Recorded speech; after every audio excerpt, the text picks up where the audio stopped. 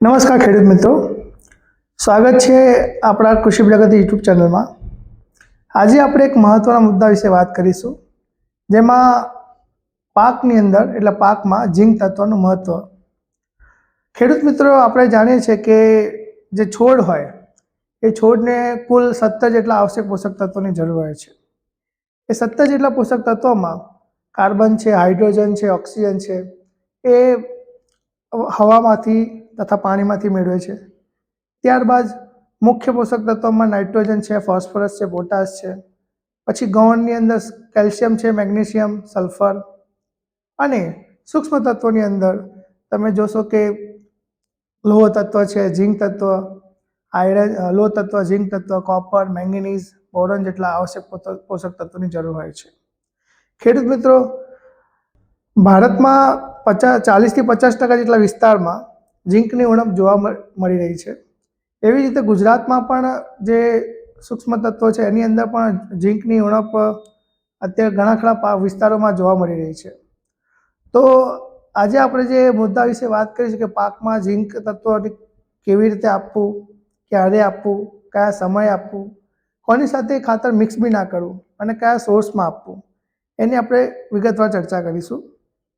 તો ઝીંક તત્વ જે છે એટલે ઝીંક યુક્ત જે ખાતર જે છે એનું કેટલું પ્રમાણ રાખવું? તો ખેડૂત મિત્રો, ઝીંક તત્વ એટલે ઝીંક યુક્ત ખાતર જે છે એ તમે વાવણી સમયે કાં તો પાયામાં 15 થી 20 કિલોગ્રામ પ્રતિ હેક્ટરે તમારે આપવું જોઈએ। ત્યારબાદ કેટલું પ્રમાણ રાખવું તો આપણે જોઈ લીધું, પણ ક્યારે આપવું એટલે કે વાવણી સમય અથવા પાયામાં। પછી આપણે જોઈએ કે કયા સમયે ખાતર ન આપવું જોઈએ। તો જ્યારે તમે ખરીફ સિઝનમાં મગફળી છે, કપાસ છે, ડાંગર છે, એ પાકોમાં વાવણી સમયે ઝીંક સલ્ફેટ ખાતર તમે વાવણી સમય અથવા પાયામાં જમીનમાં આપ્યું હોય તો રવિ ઋતુમાં જ્યારે તમારે પાકની વાવણી કરવાની હોય તો એ રવિ સિઝનની અંદર તમારે ખાતર ન આપવું જોઈએ। પણ તમે ખરીફ સિઝનની અંદર આ પાકોમાં ઝીંકયુક્ત ખાતરનો સ્પ્રે કર્યો હોય તો રવિ ઋતુમાં તમારે જમીનમાં પાકની વાવણી સમય અથવા પાયામાં તમારે ઝીંક સલ્ફેટનો જમીનમાં આપવું જોઈએ।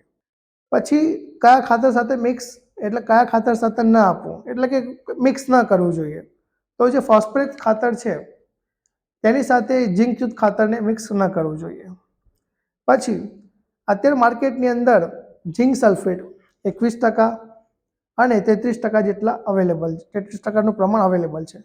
જો ખેડૂત મિત્રો તમે 21%નું પ્રમાણ વાપરતા હોય તો 25 કિલોગ્રામ પ્રતિ હેક્ટર તમારે વાપરવું જોઈએ। પછી જો તમે 33%નું ઝીંક સલ્ફેટ વાપરતા હોય તો તમારે 15 કિલોગ્રામ પ્રતિ હેક્ટર તમે વાપરવું જોઈએ। તો આ રહી વાત પાકની અંદર પાકમાં ઝીંક તત્વના મહત્વ। હવે વાત કરીએ કે ઝીંક એ છોડમાં કઈ રીતે મુખ્ય ભાગ ભજવે છે। ઝીંક એ છોડમાં મુખ્ય ઉત્સેચકો જેવા કે એન્ઝાઇમ્સ, સુગર મેટાબોલિઝમ અને પ્રકાશ સંશ્લેષણની ક્રિયામાં મુખ્ય ભાગ ભજવે છે।